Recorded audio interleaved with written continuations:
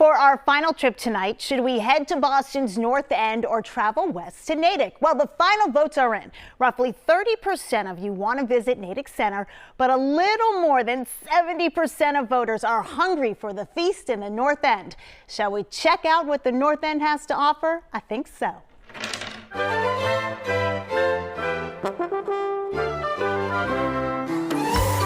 Every summer, Boston's North End shows its true colors, green, white, and red. So ravioli. It is feast season when the neighborhood's Italian heritage spills onto the streets. With marching bands, lively food vendors, and wall-to-wall people. My first feast. I think that it's fun and crazy. This is wicked awesome. Come on in, dance with me. 2019 marked 100 years of St. Anthony's Feast, a 4-day celebration at the end of August, said to be the largest in New England, the feast of all feasts. The Little Italies of the United States, unfortunately, are shrinking pretty rapidly. But here in the North End, it seems pretty strong. Although the neighborhood has changed, everybody wants to be Italian for a weekend. It's crazy. It's crazy busy. I sell lots and lots and lots of cannolis. We're from Chicago. We come all the way from Chicago over here. They come for the food and entertainment. But the heart of the feast is a sacred ritual brought here by immigrants from the southern Italy hill town of Montefalcione. Feast chairman Joe DiGirolamo.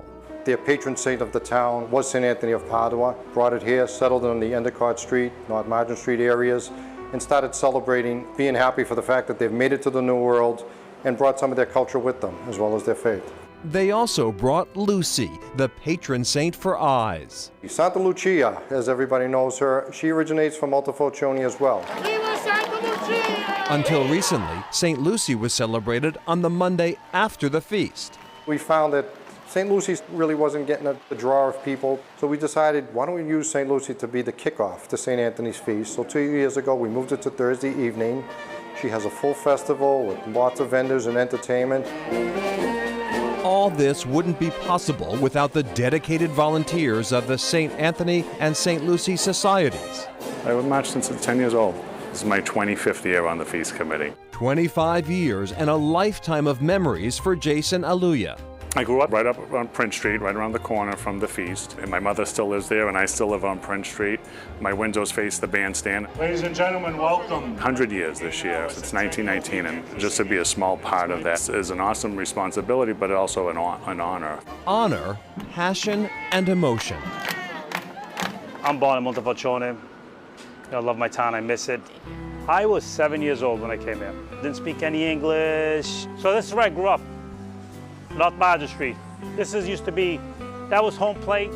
Today, Paul D'Amore owns Massimino's restaurant on Endicott Street and is president of St. Anthony's Society. This year we're gonna have the relics of St. Anthony. I can't tell you what that means to me. We have 130 members that run this organization.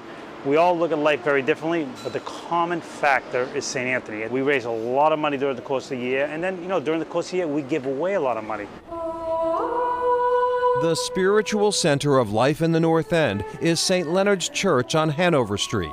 Today we have two major relics of St. Anthony with us. It's a celebration of his life, and we're celebrating that he's here with us. Michael Bonetti is among the new generation of devotees. It's something that I want to see live on for as long as possible. When I was about 4 years old, I was asked to dress up like St. Anthony and be part of the feast.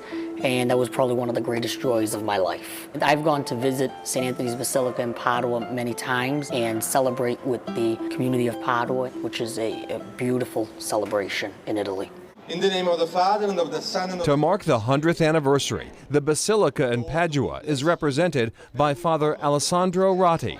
It's kind of amazing for me to see these so different cultures coming together, the Italian and the American one. Ratti travels the world bringing the relics of St. Anthony to worshipers to touch the Saint of Miracles. Many people can come and visit St. Anthony, the shrine, but they really would like to pray in front of the physical presence of the saint. He died in 1231, so almost 800 years ago.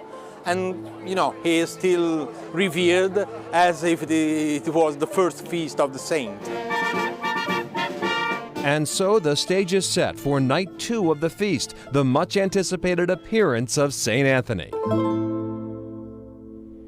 Thanks for playing. We hope you enjoyed these day trip options. Just a reminder, all of these businesses are still open. That is Chronicle 4 tonight. Thanks so much for joining us. I'm Shayna Seymour. We'll see you back here tomorrow night. Good night, everyone.